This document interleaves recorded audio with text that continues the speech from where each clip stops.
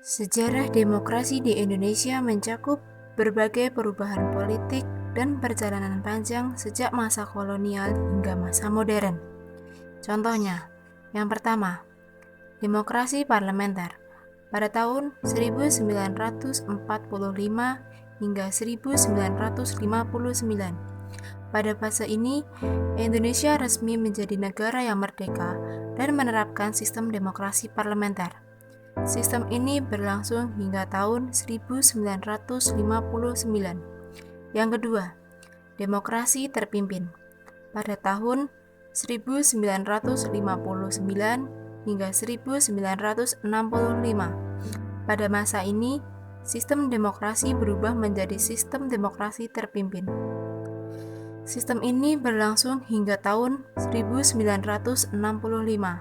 Sistem pemerintahan yang dimana segala kebijakan ataupun keputusan yang diambil dan dijalankan berpusat kepada satu orang, yaitu pemimpin pemerintahan. Yang ketiga, demokrasi Pancasila pada era Orde Baru. Pada tahun 1966 hingga 1998. Pada masa ini, sistem demokrasi berubah menjadi sistem demokrasi Pancasila. Sistem ini berlangsung hingga tahun 1998. Yang keempat, sistem demokrasi pasca reformasi. Pada tahun 1998 hingga sekarang.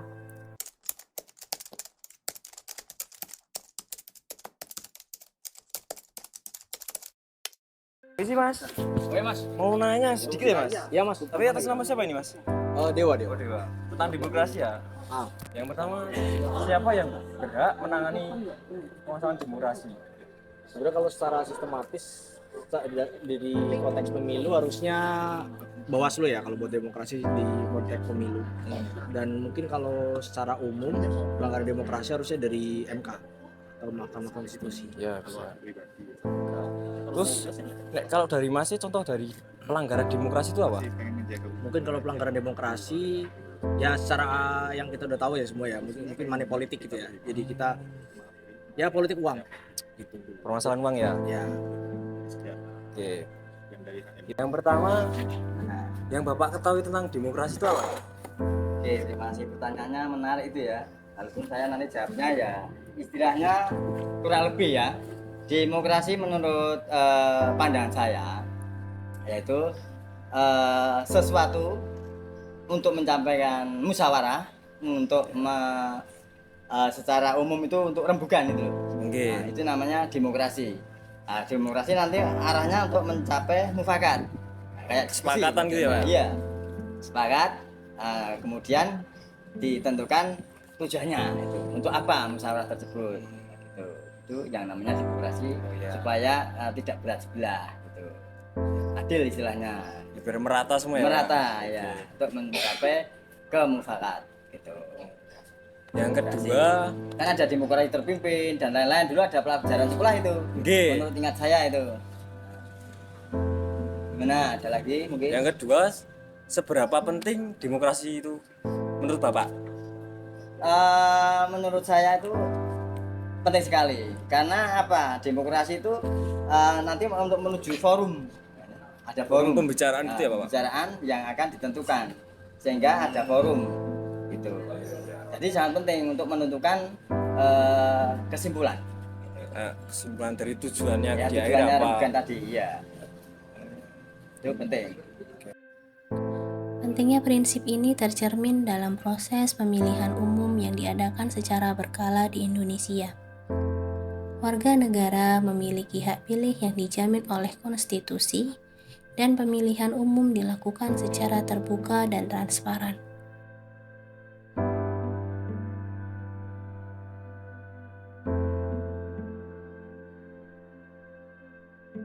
Serta tidak ada diskriminasi berdasarkan suku, ras, dan agama.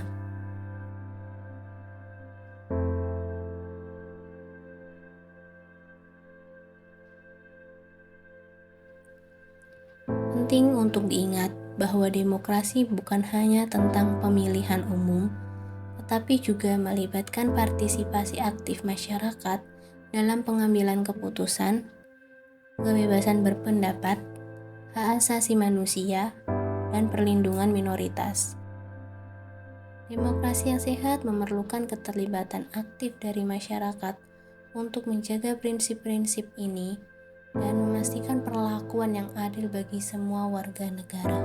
Media sosial memberikan ruang bagi penggunanya untuk mengemukakan pendapat maupun pemikirannya sebagai perwujudan demokrasi dalam menyuarakan aspirasi masyarakat di ranah politik. Media dan teknologi memiliki peran yang sangat signifikan dalam menentukan pandangan publik, menyampaikan informasi, dan membentuk persepsi mengenai demokrasi saat ini. Bagi masyarakat, media sosial memiliki peran sebagai platform untuk menyampaikan informasi politik dan perkembangan terkini, serta pembentukan opini masyarakat. Teknologi memfasilitasi politik aktif melalui kampanye online, petisi digital, dan platform kolaboratif. Faktor penyebab kami bagi menjadi dua, yakni faktor internal dan faktor eksternal. Pertama, kita akan membahas faktor internal, yakni merupakan sebuah faktor yang berasal dari diri kita sendiri atau pribadi kita sendiri. Pertama, yakni adalah pengalaman hidup. Masing-masing individu ataupun masing-masing manusia memiliki pengalaman hidupnya masing-masing. Bahkan, anak kembar tersendiri memiliki pengalaman hidupnya yang berbeda. Kedua, yakni adalah nilai dan prinsip pribadi. Kita tidak dapat memungkiri lagi bahwa setiap manusia, setiap individu memiliki pandangan serta prinsip hidupnya masing-masing. Ketiga, yakni adalah tingkat pendidikan dan kesadaran etika. Hal ini berakibat fatal kepada kualitas pandangan yang dimiliki oleh manusia tersebut. Dan terakhir, yakni adalah kemampuan komunikasi. Sebenarnya, orang tersebut memiliki pemikiran atau etika yang bagus, namun ia memiliki kemampuan komunikasi dalam mengutarakan pendapat yang sangat rendah, sehingga hal ini menjadi sebuah permasalahan. Selanjutnya, yaitu adalah faktor eksternal. Yang pertama, yaitu adalah regulasi hukum dan kebijakan platform, di mana pada masa ini regulasi hukum lebih mengarahkan kepada keuntungan pribadi. Kedua, yakni adalah pengaruh media massa dan sosial.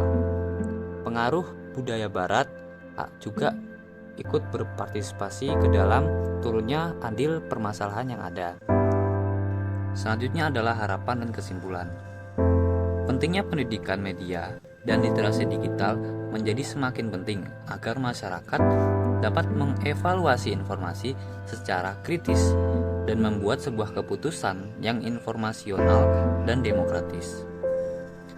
Seiring dengan itu, sebuah perlindungan terhadap kebebasan pers atau integrasi informasi menjadi sebuah kunci utama untuk memastikan peran media dan teknologi yang positif dalam mendukung adanya demokrasi. Harapan terhadap demokrasi Indonesia ke depannya mencakup berbagai aspek yang menunjukkan perkembangan yang positif dan meningkatkan kualitas kehidupan demokrasi. Beberapa harapan tersebut yakni adalah pertama, partisipasi aktif dari masyarakat. Kami mengharapkan pelibatan masyarakat dalam proses politik dan pemerintahan, termasuk partisipasi dalam pemilihan umum, diskusi publik. Memotivasi warga negara untuk lebih peduli dan terlibat dalam isu-isu yang mempengaruhi negara. Kedua, yakni adalah hak asasi manusia dan keadilan. Harapannya agar demokrasi mengedepankan hak asasi manusia dan menjunjung tinggi prinsip keadilan sosial. Juga kami harap dapat memastikan perlindungan hak-hak individu dan kelompok minoritas.